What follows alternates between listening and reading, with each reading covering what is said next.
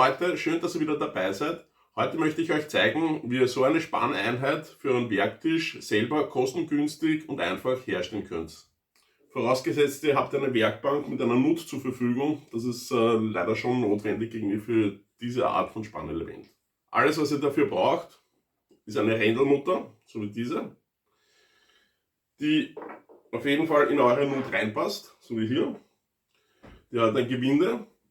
Zu diesem Gewinde braucht ihr eine Gewindestange und dazu passend eine Mutter und eine Unterlegscheibe. Das restliche Material ist einfach nur Restholz. Das ist alles. Und wie das Ganze geht, das zeige ich euch jetzt.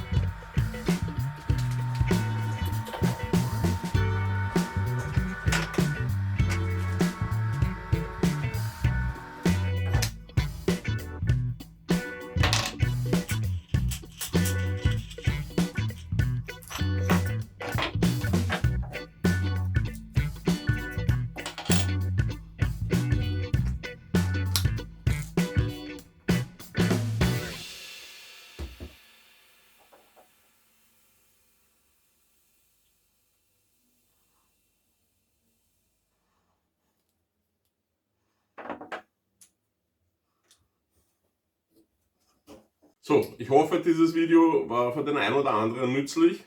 Ich weiß, Nicht jeder hat eine Werkbank irgendwie, wo eine Nut integriert ist. Die meisten haben halt Werkbänke, wo 20 mm Bohrungen drinnen sind.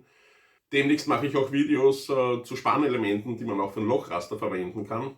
Jedoch für heute sage ich Dankeschön fürs Zusehen, für euer Interesse und tschüss, bis zum nächsten Mal.